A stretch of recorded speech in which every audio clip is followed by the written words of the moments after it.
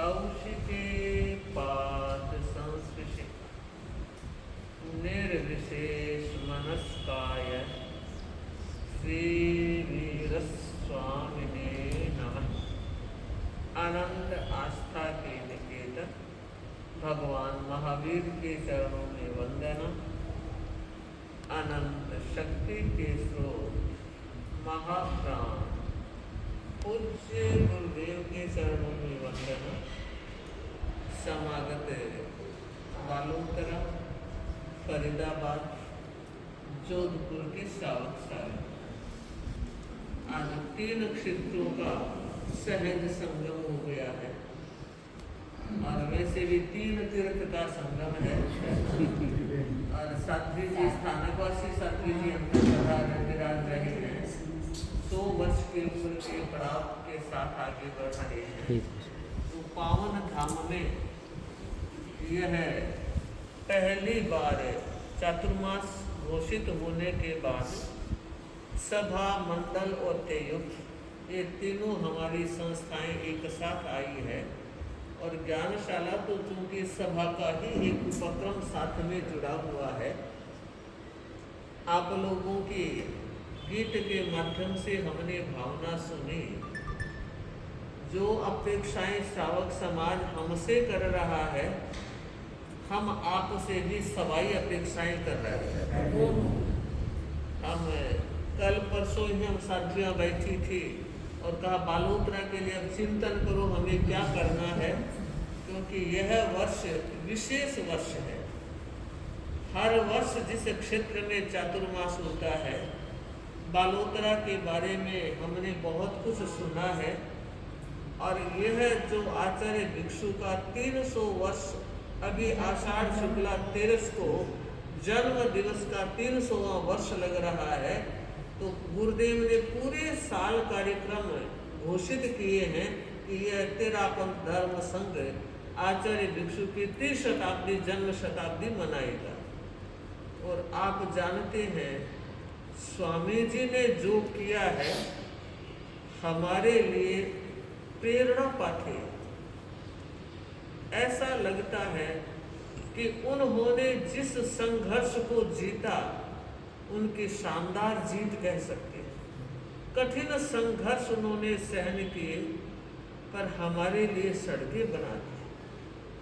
खुद सड़कों पर कभी चले नहीं मगर भविष्य के लिए सुनहरा रास्ता सफर का कर दिया है। उनके जीवन को हम समझने का प्रयास करें।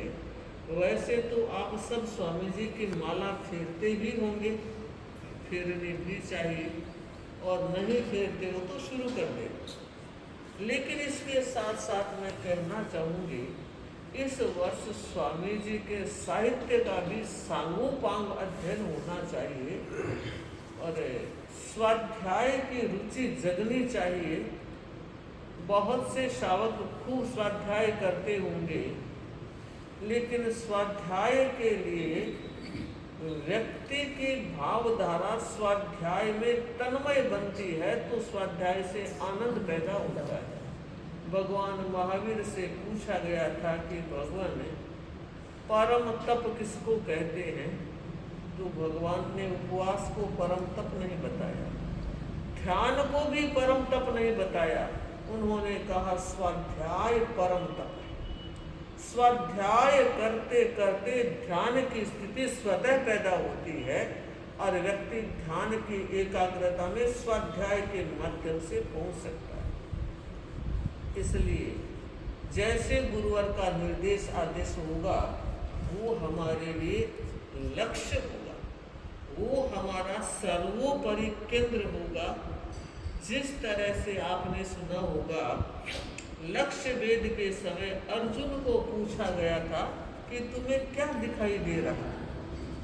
अनेक व्यक्ति आए थे, किसी ने कहा मछली दिखती है, किसी ने कहा वृक्ष दिखता है, किसी ने कहा कुछ, लेकिन अर्जुन ने एक ही बात कही थी मुझे मछली की चिड़िया की कोई भी आंख दिख गई।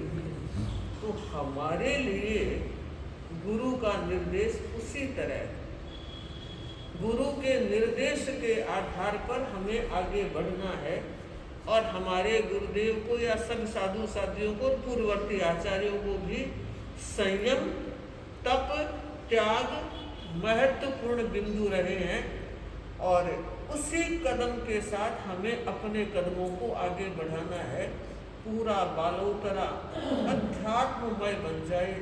अभी सबने होली मनाई है, गत दिन ही 2 ही दिन हुए हैं, होली चौमासी का प्रतिक्रमण हमने किया है और गांव में गुजरते हुए लोगों को होली के रंग से रंगे हुए भी देखा है।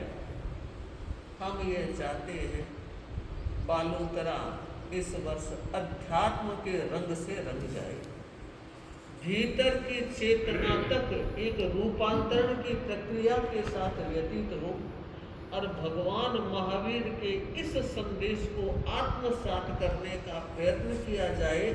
समयम गोयम मापमाय, सुना भी होगा, पढ़ा भी होगा और कई बार उच्चारण भी किया होगा, लेकिन वक्त आया है उसे जीने का प्रयत्न किया जाए।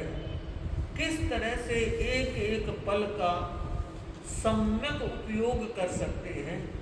बहुत बड़ी बात है कि समय अनमोल धन है। बाकी कोई चीज अगर गुम जाती है तो खोजने के बाद मिल जाती है, और ना मिले तो खरीद ली जाती है, व्यवस्थाएं हो जाती है।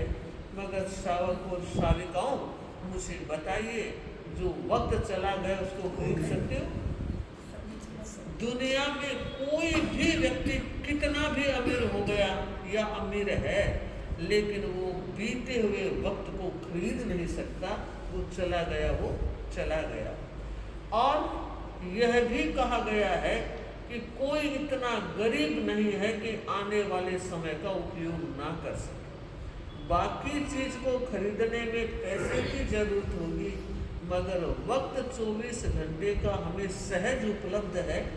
पर देखना ये हमारी जीवन शैली क्या है, हम उस 24 घंटे का यूटिलाइजेशन कैसे करते हैं, उपयोग कैसे करते हैं।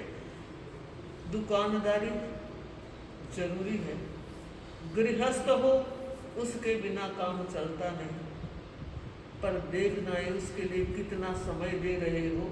24 घंटे ही अगर आप उसी क्रम में रहते हो, उसी भाव में रहते हो, तो थोड़ा बदलने की जरूरत है। 24 घंटे में से कम 2-4 घंटे आत्मा के लिए लगने चाहिए, वो अपना मूल धन होगा। बाकी जो भाग दौड़ कर रहे हो यही रह जाने वाला है, जो यहीं रह जाने वाला है उसके लिए इतनी भाग दौड़ है, और जो साथ जाने